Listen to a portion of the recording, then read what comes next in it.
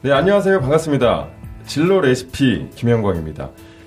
지난 1회차 때 이어서 오늘도 마미랜서의 김현숙 대표님과 고등학교 국어 선생님 김강미 선생님 모시고 이야기 나눠보도록 할 건데요. 제가 지난 시간에 길을 찾은 부모의 아이들은 자기 길을 잘 찾는다 라는 이야기로 마무리를 했었습니다. 그래서 오늘도 이어서 어떻게 하면 우리가 길을 찾을 수 있을지, 사실은 길을 없으면 만들 수도 있잖아요. 그래서 어떻게 하면 우리가 길을 만들 수 있는지 그런 이야기를 좀 나눠보도록 하겠습니다. 어서 오세요. 네, 반갑습니다. 네, 잘 지내셨나요? 네, 잘 지냈습니다. 지난 방송 이후로 또 생각들을 많이 하셨을 것 같은데 그러시죠? 네. 예. 일단 오늘 이어서 그 지난번에 했던 이야기를 조금 더 나눠보려고 해요. 근데 제가 많은 들었던 이야기 중에 이제 변화만이 변화하지 않는 세상이다. 이런 얘기를 들었거든요. 네. 진짜 뭐 그런 의미심장하네요. 의미심장. 네. 저 공부 좀 했습니다. 또 이제 학부모들도 만나고 하면 진짜 이런 부분은 사실 있으세요. 좀 깨달으신 거예요. 나 빼고 다 바뀌었다고. 나 빼고 다 바뀌고 있다고 세상이. 그런 얘기를 하시면서 진짜 바뀌는 걸 공감을 많이 하시는데 이제 구체적으로 어떻게 바뀌고 있는지에 대한 얘기를 좀 해봤으면 좋겠어요. 그래서 제가 뭐 뉴스도 보고 많이 하다 보니까 지금 제일 중요한 이제 학교 교육제도도 사실 기업의 채용제도랑 되게 연결이 돼 있는 걸로 알고 있거든요. 그래서 회사에서 사람을 어떻게 뽑는지에 따라서 대학교들이 막 교육제도를 바꾸고 하다 보니까 지금 중앙대학교에서는 막 구글 학과가 생기고 있고 마이크로소프트 학과 생기고 지금 갑자기 생겨난 얘기거든요. 10년 전 사실 제가 대학교 다닐 때만 해도 상상도 못했죠. 학문이라고 보기 좀 어렵죠. 그렇죠. 네, 이제 학이라고 하기에는 이제 학문의 개념도 막 바뀌고 있는 거예요. 대학도 살아남기 위한 몸부림 아닐까요? 그렇죠. 이제 대학교도 살아남아야 되니까 이렇게 대학도 바뀌니까 지금 입시제도 이것도 앞으로 이제 바뀔 거라는 이미 입학사정관제가 생기고 뭐 수시제도의 비중이 늘어나고 이런 것들이 다 그런 흐름이 아닐까라는 생각이 드는데요. 뭐 워낙 IT 쪽에서 경험이 많으시니까 근데 변화에 굉장히 민감하셨던 또 어머니셨잖아요. 아이의 변화에 민감하지는 않았었고요. 아이보다 트렌드의 세상의 변화에 조금 남들보다 조금 민감한 것 같기는 합니다. 네, 그래서 그런지 실제로 정말 우리 아이들이 눈에 들어온 이후부터는 이 세상의 변화를 우리 아이의 미래하고 자꾸 연결시키는 그런 버릇이 조금 생긴 것 같아요. 좋은 버릇이네요. 지금은 조금 좋은 것 같습니다. 그렇죠. 앞으로 점점 더 필요해지는 그런 좋은 좋은 습관인데, 근데 어떤 IT 기업에서 일을 하시게 된 거죠? 이제 안랩이라고요. 안랩 V3 만든 회사. 그렇죠, V3. 그럼요. 굉장히 사회적 가치가 큰. 네. 제가 95년도 그때 창립했는데요. 창립 때부터 같이 했습니다. 지금 20주년. 네, 오래됐죠. 정말 그 당시에 사실 IT 회사라고 하면은 거의 뭐 지금이랑 또 많이 다르잖아요. 네, 많이 다르죠. 또 생각해 보면 그땐 이랬어 이런 식으로 지금은 얘기하고 있는데요. 1세대 그러면. 네, 1세대, 1.5세대 요즘 속하는 것 같아요. 그런데 그때 또 나름 첨단을 달렸죠. 그렇죠. 컴퓨터도 막 하시고. 인터넷이 막 뜨기 시작하던 시점에 제 주변에 소위 말해 지금 벤처 1세대, 1.5세대라고 할 수 있는 청년들이 제 주위에 많이 있어서 그 덕을 많이 본 것 같습니다. 어마어마한 분들이. 그럼 뭐 안랩을 세우셨던 안철수 씨. 그때 연구소를 세우셨잖아요. 그리고 뭐 이찬진 씨. 한글과 컴퓨터. 우리 의리의리한 분들이. 동아리라고 할 수 있어요. 그때 동아리 수준에서 시작을 하셨던 거예요. 어쩌면 그렇죠. 진짜 세상을 바꾸신 분들인데. 근데 뭐 그때는 열정, 뭐 근거 없는 자신감. 그렇죠. 근자감. 이런 거. 아까도 말씀하셨지만 그때와 IT와 또 지금도 또 다르고. 지금은 진짜 모바일 시대. 사실 이제 모바일 혁명이 막 일어나고 있다고 하는데 그러면서 직업 세계도 많이 바뀌잖아요. 예를 들어 뭐 지금 통신사들도 원래는 이제 문자 서비스 뭐 이런 걸 제공 돈을 받고 썼는데 지금 뭐 카카오톡 이런 서비스가 나타나더니 카카오톡이 엄청나게 큰 규모로 성장을 했죠. 이거 사실 10년 전에 없었던 회사였잖아요. 10년 전에 없었던 회사였는데 지금은 뭐 엄청난 지분이 커졌고 그래서 뭐 시가총액이 뭐 거의 네이버 다음으로 IT 기업 중에서 제일 큰 회사. 근데 사실은 저희가 돈 내고 쓰진 않잖아요, 또. 그런 무료로 서비스로 막 돈을 이제 버는 방식도 바뀐 것 같고, 이제 그러면서 일자리도 굉장히 많아졌고, IT 기술자들이 또 많이 생겼고, 이런 변화들이 사실 예측했던 사람 별로 없었을 것 같아요. 일반적으로 떠드는 뭐 스마트 워크다 이런 말 그냥 아무렇지도 않게 들리잖아요. 그렇죠. 이제 뭐 흔해졌죠. 흔해졌는데 정말 스마트 워크가 가져온 변화를 조금만 한번 그 통찰을 가지고 들여다보기 시작하면 우리 아이들 미래에 직업의 모습을 지금 스마트워크에서 일부 유추해 볼 수도 있어요. 구체적으로 어떤 것들이 있을까요? 뭐 당연히 지금은 뭐 예를 들면 그 사무 공간이 지금 맞아요. 지금 이런 게 많이 있잖아요. 주변적인 것들이 다 어딘가로 들어가죠. 뭐 시계라든지 뭐 다 들어가죠. 웨어러블 디바이스. 그냥 이거 하나로 모든 일을 할 수 있는 이거 하나 뭐 시계에 참 문자도 막 보이고. 그렇죠. 그래서 사실은 그냥 뭐 CCTV 세상 요새 얘기하는데 CCTV가 문제가 아니에요. 제가 생각할 때는 그냥 내가 어디에 있든지 다 노출돼 있다고 생각하면 될 수도 있어요. 다 연결돼 있고. 근데 그 속에서 비즈니스를 해야 된다고 생각을 해 보자고요.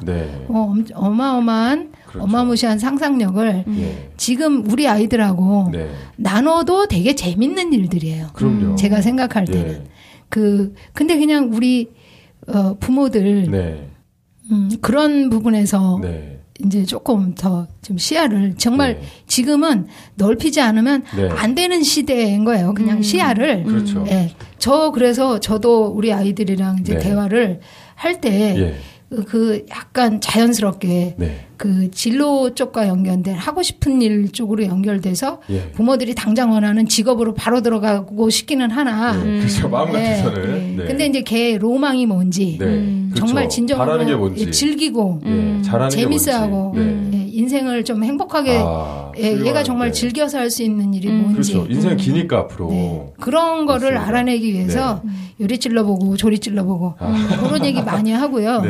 그런 가운데 애가 정말 흥미로워하는 영역이 있으면 요새 학교에서 선생님 체험학습 많이 하시죠. 뭐 진로 교육도 하고. 많이 하죠. 진로 캠프. 학교에서도 하겠지만 저는 또 전화로도 합니다. 집에서. 근데 이게 어떻게 하나 모르겠어요 요새는. 지금 말씀하신 게 굉장히 중요하신 것 같아요. 아이들이 뭐 학교에서 체험학습도 많이 가고 진로 캠프도 많이 하지만 결국엔 넌 꿈이 뭐니 했을 때 전 이게 꿈이에요. 그래서 왜 어떻게 그걸 결정하게 됐어라고 한다면 부모님에 대한 얘기가 꼭 나와요. 부모님이 이런 얘기를 해주셨는데요. 혹은 부모님이랑 이런 경험을 했는데요. 결국에는 모든 정보를 그게 가장 큰 영향력을 주더라고요. 부모님과의 경험, 나눔, 대화 이런 것들이. 그건 뭐 여러 실증적인 조사, 연구, 발표 뭐 다 있습니다. 부모의 영향력이 정말 인생에 있어서 가장 큰 차지하죠. 저 같은 경우는요, 사실은 부모님이 저를 방치를 했거든요. 그래서 방임을 하셨기 때문에 좋은 건가요? 지금 돌아보면 굉장히 감사해요. 사실은. 그래서 저는 자기주도적인 인생을 살아가고 있는 계기가 부모님이 저를 방치했기 때문에. 이거 뭐 어떻게 해도 효자하실 것 같아요. 근데 사실 저도 그래서 부모님들한테 좀 이렇게 욕심을 버리고 아이는 사실 자기 소유물이 아니잖아요. 아이들 근데 소유물로 착각하시는 분들 되게 많은 것 같아요. 그러다 보니까 내 바람대로 좀 됐으면 좋겠고 그래서 자기의 세계관에 맞춰서 아이를 이렇게 끼워 맞추고 그러다 보니까 애들이 불행해지고 근데 그게 아니라 사실은 자기의 미래에 대해서 가장 고민이 많은 사람이 자기 자신이잖아요. 그래서 아이들도 이미 고민을 충분히 하고 있는데 거기다가 막 기름을 부으시는 거예요, 부모님들이. 그래서 자기의 기준에 맞춰서.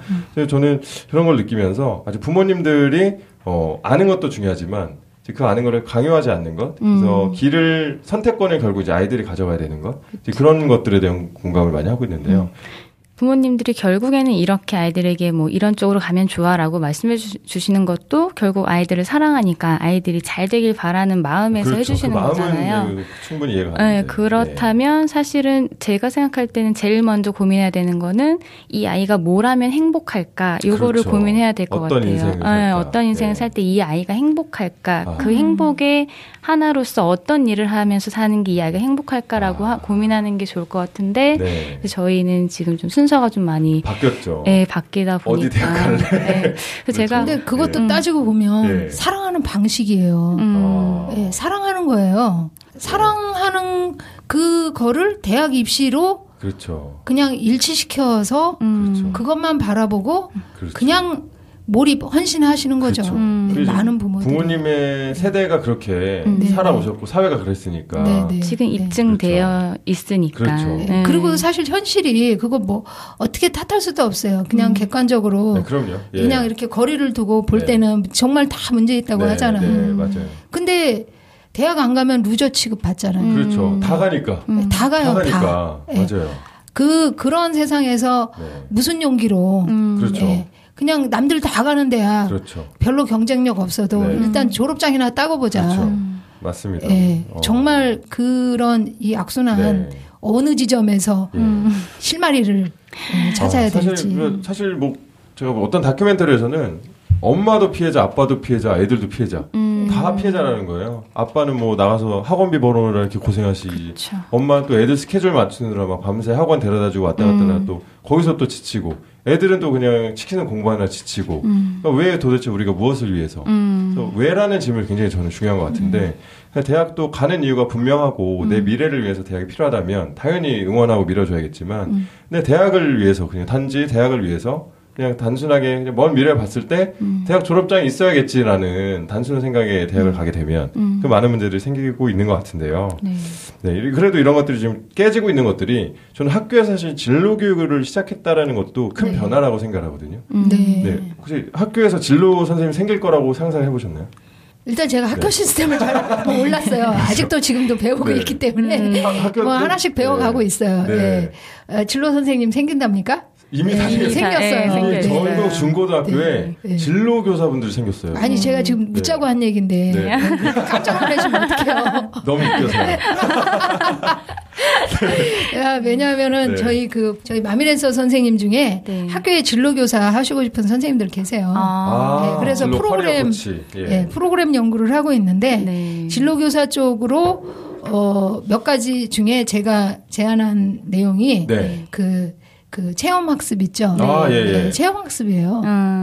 체험학습인데 우리 아이하고 시도해봤던 내용 중에 저도 몰랐었으니까 예를 들면 제가 잠깐 이제 진로 쪽으로 이제 관심을 갖고 우리 사회적 경제 쪽에서 이제 제가 일을 하면서 야, 더 많은 섹터가 융합적으로 새로운 분야들이 서로 연대화 협력이 진행되고 있구나. 세상이. 그래서 경쟁이 아니라 협력. 굉장히 중요한 지점이네요. 협력으로 윈윈할 수 있는 포인트가 굉장히 무수히 많아요. 그리고 이제부터는 내가 나를 고용하는 세상이에요. 그 말을 다시 하면 뭐 1인 창조기업 뭐 이런. 그렇죠. 뭐 법적 용어로 얘기하면 1인 창조기업. 내가 나를 고용한다. 내가 나를 고용을 하는데 첫 시작은 내가 나를 고용하는 데부터 시작을 해요. 근데 고용의 시작이 꼭 대학 졸업해서는 아니에요. 고등학교 때부터 그 아이들 스펙 쌓기 많이 하잖아요. 많이 하죠. 근데 내가 나를 고용하는 일 그런 부분들 중에 예를 들면 여러 체험 우리 김영광 선생님 또 뭐 하시잖아요.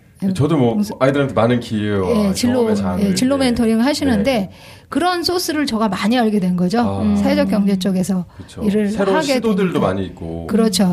그래서 몇 군데를 제안을 해보고 아이 참여시켜보고 그 중에 하나는 무슨 소셜벤처 경연대회 같은 뭐 사회적 기업들 이런 데 있어요. 아쉽지만 예선에서 얘가 그렇게 되긴 했어요. 근데 다음에 또 하시면 되죠. 부모님 일부가 이 말씀 드리고 싶은데 함께 하자고 제안해서 역할을 나눴는데 두 분이 빠졌어요. 두 아이가 부모님의 반대로.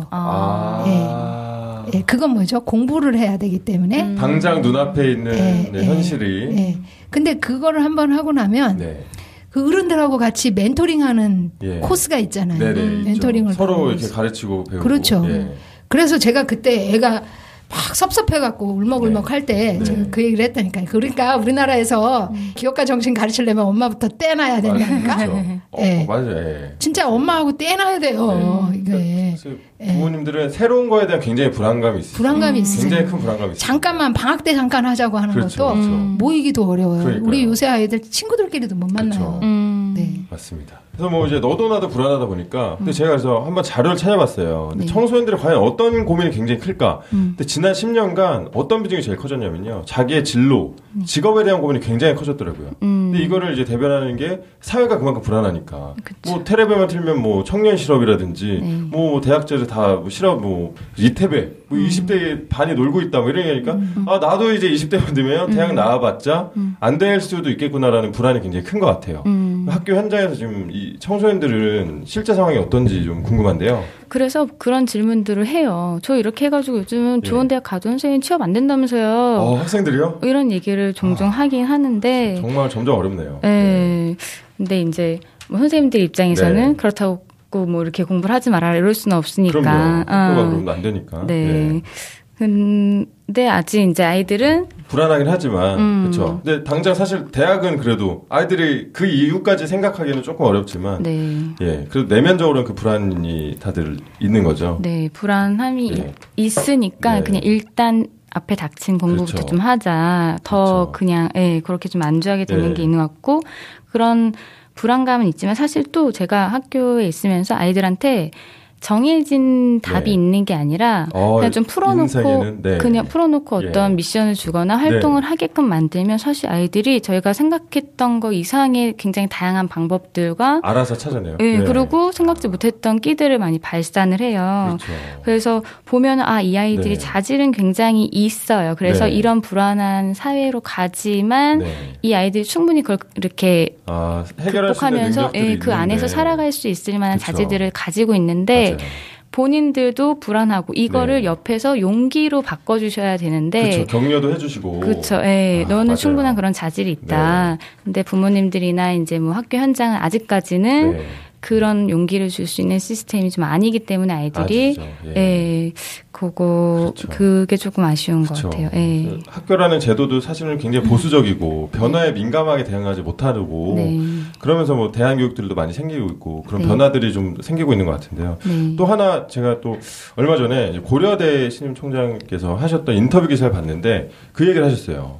더 이상 지금 현재 대학의 교육이 바뀌어야 된다. 30년 전에 그 캐캐 묵은 지식들 지금 아이들한테 가르쳐봤자 앞으로 이 사회에 나가서 전혀 쓸모없는 전혀 어디다도 뭐 취업도 안 되고 그러니까 이 문제를 해결할 수 있는 사람이 되지 않는다라는 얘기를 하시더라고요. 그래서 앞으로 이 아이들이 살아가는 사회에서 정말 필요한 능력이 그게 아니다라는 얘기죠. 그래서 문제를 직접 발견하고 그 문제를 해결할 수 있는 어떤 문제에 닥치든 그래서 앞으로 저희가 살아갈 세상은 뭐 고령화는 당연히 눈에 보이는 거고 또 어떤 문제들 혹시 예상되시나요? 저는 그 총장님 말이 그럴 수밖에 없다. 지식으로 정리될 새가 없이 기술이 빠르게 진보하고 있기 때문에 아카데믹한 게 그게 수용할 수가 없는 거예요. 이미 현실상에서는 바로 직업 세계로 뛰어들게끔 학교의 기능이 바뀔 수밖에 없다. 그런 생각이 좀 드네요. 기존의 지식들 사실 뭐 경영학도 이미 뭐 1, 2년 지나면 다 옛날 얘기가 돼버리고 새로운 경영 기법이 생겨나고 무슨 실증적으로 정리할 새조차도 없어요. 워낙 빠르게 변하니까 주기가 굉장히 빠르기 때문에 근데 그거는 정말 시사점이 있는 얘기고요. 고등학교 교육부터 그 많은 부분들이 사실은 바뀌어야 되는 거죠. 다 입시에 포커스돼 있잖아요. 주어지는 문제만 푸는 답만 찾는 것만 하다 보니까. 근데 사실 저도 경험해봤지만 세상에는 진짜 답이 딱 떨어지는 문제들은 거의 없거든요. 근데 우리나라는 있습니다. 어디? 족보라고 하죠. 족집게. 그렇게 그 어릴 때부터 족보 위주의 주입식 교육을 받았어요. 지금 우리 세대들이 제일 안타깝고 정말 그 안쓰러운 우리 아이들 이제 그런 속에서 직업 찾는 거 정말 어려운 일이에요. 그렇죠. 그러다 보니까 진로 교육을 받지 못한 세대들, 저희 같은 뭐 어르신분들 같은 경우도 자기 일에 대한 만족도가 굉장히 낮아지고 그런 다 그 뿌리가 다 있는 것 같은데요.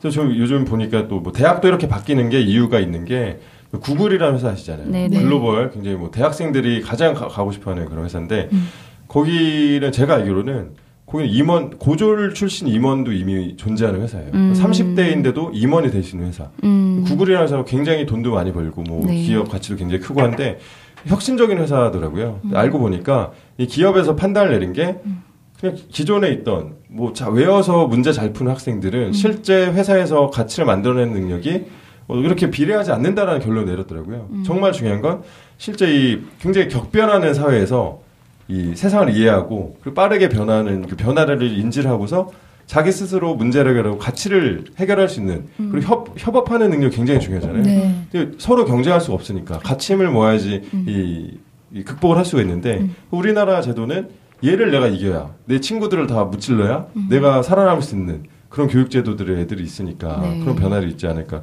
또 싶고요. 삼성이라는 회사도 혹시 이번에 채용제도 바뀐 거 혹시 들어보셨나요? 말씀해 주세요. 공부 좀 하셨네요. 그럴 줄 알고 제가 다.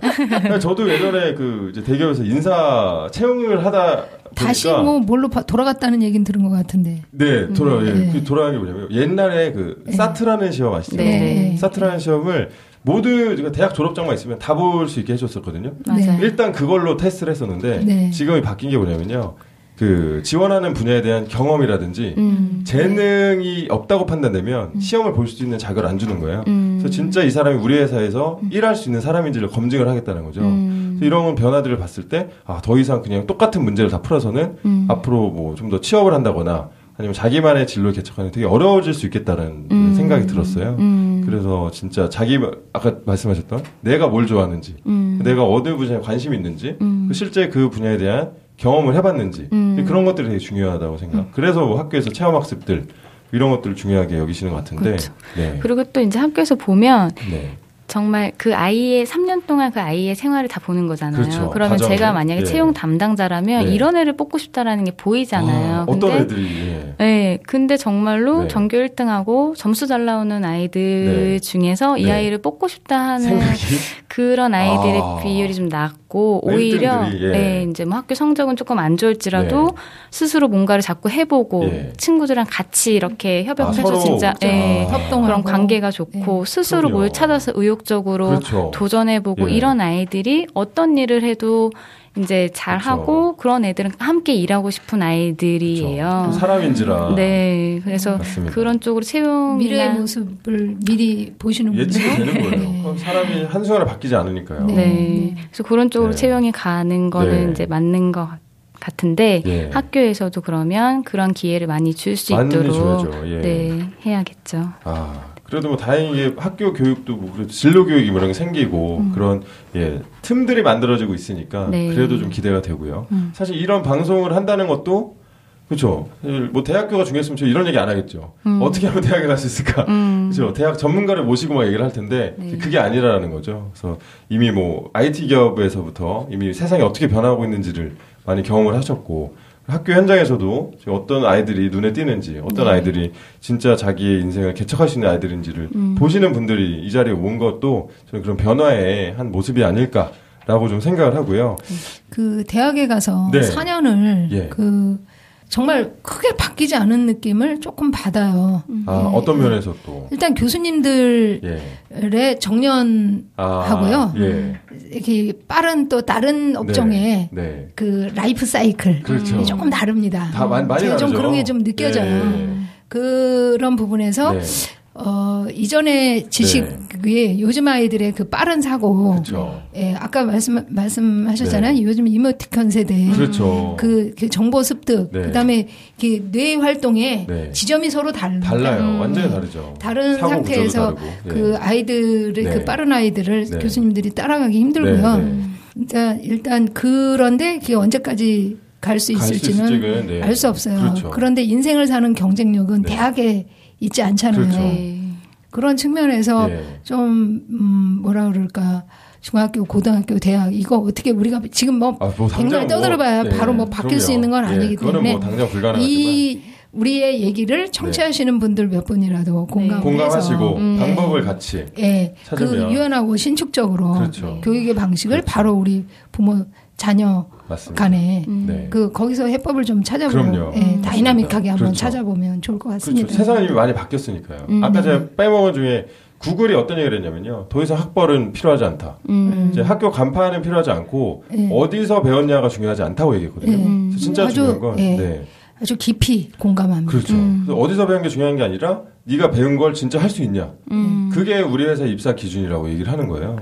정말 글로벌 가장 대표적인 기업에서 그걸 보면서 그리고 요즘 뭐 기술 잘 아시겠지만 유튜브를 통해서도 대학 뭐 원하는 수업을 들을 수도 있고요. 그쵸. 그리고 이제 대학이 아까 없어진다고 지난해에 학교가 없어진다는 얘기를 하시는데 정말 암울한 거는요. 네. 인문학이에요. 예. 인문계. 또 인문학도 사실 큰 좀 문제죠. 빼놓고 갈 수 없어요. 지금 우리가 계속 그렇죠. 지금 주구장창 얘기해 온 거는 그 빠른 기술의 변화에 능동적으로 그렇죠. 융합돼서 맞습니다. 적극적으로 앞서 나가는 친구들인데 그렇죠. 인문 쪽에서 정말 먹거리에 대해서는 정말 답이 없어요. 그렇죠. 지난해 얘기했던 그 병마 짤 그 얘기 잠깐 더 하면 그거를 소비하는데 굉장히 익숙해져 있는 세대잖아요. 그렇죠. 소비의 그럼 우리 세대. 예를 들면 허영만 씨 같은 스토리 라인이 있는 만화가 성공할까요 앞으로? 안 보죠. 뭔가, 조금만 그 스토리가 조금 깊이 들어가고 생각하게 만들고 맞습니다. 기다려야 되고 요즘 아이들한테는 취향이 아니거든요. 그렇죠. 그럼 벌써 그런 어떤 정보 소비층이 달라진다는 거고. 다르죠. 그러니까 우리식의 사고가 더 이상 먹히지 않는 그런 부분에서 대학에서 예를 들면 인문학의 종사형 교수님들 지금까지는 그렇게 하실 수 있지만 이후에 후배들을 보시면 정말 답답하실 그렇죠. 거예요. 그렇죠. 근데 이런 문제는 어떻게 풀어야 될지. 근데 사실 저도 궁금해요, 사실 정말로. 굉장히 어려운 문제인데. 어려운 문제. 그래서 이런 모든 문제들 전체가 이게 다 연결돼 있다고 저는 생각을 해요. 연결이 돼 있고 사실 사회가 변하면서 자연스럽게 만들어진 하나의 현상인데 어떤 한 지점으로서 해결할 수가 없다는 생각이 들면서. 그 융합돼서 그런 것 같아요. 그렇죠. 예를 들면 인문학 따로.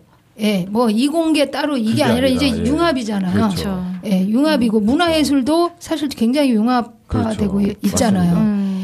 그러니 뭐 직업의 세계가 앞으로 어떻게 바뀔지 정말 예측이 굉장히 어려운 거죠. 없는 거고. 그렇죠. 그러면서 이제 창직에 대한 개념도 굉장히 앞으로 많은 아이들이 1인 창직의 세상을 살게 될 거라고 예측이 되는데 어떤 직업이 생길지도 모르는 거고. 실제로는 아까 뭐 애플이나 이런 데를 봐도 사람의 심리를 읽어냈기 그렇죠. 때문에 그렇게 IT에서도 최고가 될 수 있었잖아요. 근데 그렇죠. 우리 아이들은 저는 IT 쪽 할 거니까 이과니까 뭐 문학은 필요 없어요. 이렇게 이분법적으로 생각을 해요. 그래서 그게 사실은 되게 위험한 생각이잖아요. 그렇죠. 그런 것들이 또 대학 입시가 그렇게 맞춰져 있기 때문에 그렇죠. 이과로 가려면 이 과목은 선택을 안 해도 되고 이게 아이들에게 이제 굉장히 위험한 방향으로 준비하게 만드는 그렇죠. 거니까 대학에서 이제 뽑으실 때도 그런 것들을 좀 지금 융합의 시대인데 그런 식으로 대학 입시에 가는 걸 좀 그렇죠. 감안해서 해주셨으면 좋겠어요. 사실 뭐 그런 교육이 다 연결이 돼 뭐 정부에서 말하는 창조 경제 이게 하루아침에 만들어지지는 않다고 저는 생각하고 이런 모든 융합적인 사고들 이런 교육적인 것들이 이제 뒷받침됐을 때 진짜 이 나라가 말하는 그런 것들이 만들어지지 않을까라는 그렇죠. 생각을 하고 있습니다. 어떻게 이제 시간이 거기다 또 2화도 또 2회도 어느새 마무리. 우리가 굉장히 거대한 담론을 가지고 체할 것 같습니다. 처음에 예상을 했지만 쉽지는 않습니다. 쉽지 않은 주제임을 인지를 하고서 시작을 했지만 진짜 쉽지는 않네요. 그래서 그럼에도 불구하고 좀 해야 되는 당위성이 있기 때문에 해야 되는 이유가 있기 때문에 그래도 꾸준히 한번 해보겠습니다. 꾸준히 좀 해봤으면 좋겠고요. 그리고 마지막으로 또 저희 김현숙 대표 워킹맘 대표로서 그리고 정말 좋은 엄마가 되고자 했던 엄마로서 좀 당부하시고 싶은 얘기가 있으시다면. 요새는 확실히 좋은 부모가 되려고 노력 많이 하고 있는데요. 그런 가운데 엄마들 만나고 아빠들 만났을 때 제가 시간 날 때 잠깐씩 공유하는 내용이에요. 한 3가지 정도 실천사항. 기대가 됩니다. 그거를 말씀을 드려보면 이 첫 번째는 아이들한테 투자하지 말고 투자하지 말아라. 투자하지 말고 부부 내가 먹고 살 거 미리 챙겨두자. 노후 준비. 그거가 곧 아이를 사랑하는 길이다. 100세 시대잖아요. 그럼요. 우리 아이들이 나중에 자기 혼자 거두기도 힘든데 노인들 그렇죠. 어떻게 거둡니까? 그게 맞습니다. 나름대로 그렇죠. 또 아이를 사랑하는 방법이다. 이렇게 말씀드리고 싶고요. 또 하나는 진로 얘기 우리 계속했잖아요. 네, 화두가 진로입니다. 진로인데 우리 아이가 관심 있어하고 즐거워하는 부분 놓치지 말고 어떤 부분들에 그 아이가 그 행동으로 관심 보여주고 관심 갖는지 한번 쭉 관찰해보고 정말로 그 아이가 좋아하고 진정 그 재능도 있으면 훨씬 좋고요. 그럼요. 즐길 수 있는 일이면 부모가 내가 모르는 분야라고 그냥 무시하거나 그냥 공무원 해 이러지 말고 정말 그쪽 분야를 부모가 먼저 학습해서 아이한테 제시도 해보고 그렇죠. 대화 같이 많이 얘기도 나눠서 해보고 그렇게 하는 이유는요. 전 이유가 있어요. 저 그렇게 하려고 하거든요. 저 문화예술 쪽 아니지 않습니까? 그럼요. 근데 우리 아이 둘 다 그쪽 방면인 것 같아요. 재능이요. 그런데 저는 어릴 때 이제 커서도 부모가 그 제 직업이 제가 안철수 안내앱을 다니는데 한동안 뭐 하는 회사인지도 잘 모르세요. 부모님 세대는 모르셨죠 그때. 모르시죠? 그냥 IT보다는 그냥 안내비로 자랑스러워하셨던 분야에 대한 지식은 없으시니까. 그 대화할 게 거리가 없어요. 나중에 우리 아이가 저는 언젠간 제가 은퇴할 텐데 아이가 하는 일이 최소한 뭔지 우리 아이가 나를 대화 상대로 좀 포함시켜 줬으면 하는 그런 소박한 희망상 그거 하나가 더 있고요. 마지막으로는 사실 아이들만 바라보기에는 바라보고 살기에는 채워지지 않는 게 또 인생이잖아요. 그럼요. 그런 의미에서 그 조금 아이들하고 좀 거리를 둔 상태에서 스스로 즐기고 재충전할 수 있는 거. 본인의 인생을 즐기면서 100세 시대에 대비해서 미리 즐기고 살아갈 수 있는 거 재충전하며 살자. 이 세 가지입니다. 감사합니다. 박수 드려야 돼요, 진짜. 좀 모든 전국의 부모님들이 이걸 꼭 기억하셨으면 정말 좋겠고요. 제가 말씀하신 것처럼 진짜 인생 기니까 앞으로 더 길어질 거고. 선생님의 입장에서 저도 한 말씀만 드리면 이제 세상은 진짜 이렇게 빨리 변화하고 있고 사실 제가 생각하기엔 아이들은 준비가 되어 있는 것 같아요. 새로운 것들에 잘 변화하고 잘 적응하고 습득도 빠르고 근데 저는 부모님들과 선생님들, 그러니까 기성세대 분들이 이런 변화에 아이들이 잘 할 수 있게끔 기성세대 분들이 좀 용기를 내주셨으면 좋겠어요. 기존의 것들에 얽매이지 않고 받아들이고 좀 기다려주시고 저희들의 용기가 더 필요할 것 같아요. 아이들을 다음 세대들을 위해서. 아이들에게 이렇게 해라라고 말하기보다는 저희가 먼저 용기를 내서 변화하면 아이들 좀 기다려주면 분명히 가치를 만들어낼 수 있을 것 같아요. 이런 시대 속에서. 우리가 어떤 민족입니까? 그렇죠. 그래서 저희가 좀 용기를 내자. 이런 말씀 드리고 싶어요. 여기 또 박수 한번 드려야겠네요. 감사합니다. 이렇게 좋은 얘기를 더 길게, 더 오래 나누면, 뭐 더없이 좋겠지만, 또 뭐 저희 다음 기회가 또 있지 않겠습니까?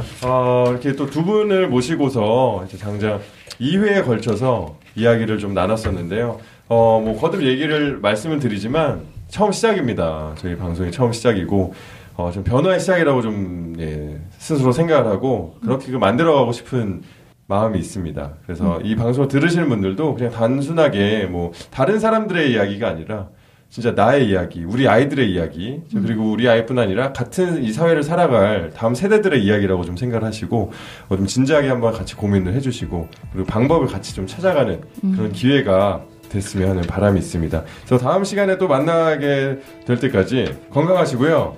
꼭 다음 이 자리에서 이 시간에 또 초대해 주십시오. 꼭 다시 연락드리겠습니다. 두 분 정말 진심으로 감사드리고요. 그리고 뭐 아직 뭐 부족한 방송이지만 함께 들어주신 모든 청취자분들께도 감사의 마음과 박수 보내드리면서 마치도록 하겠습니다. 감사합니다. 안녕히 계세요. 감사합니다.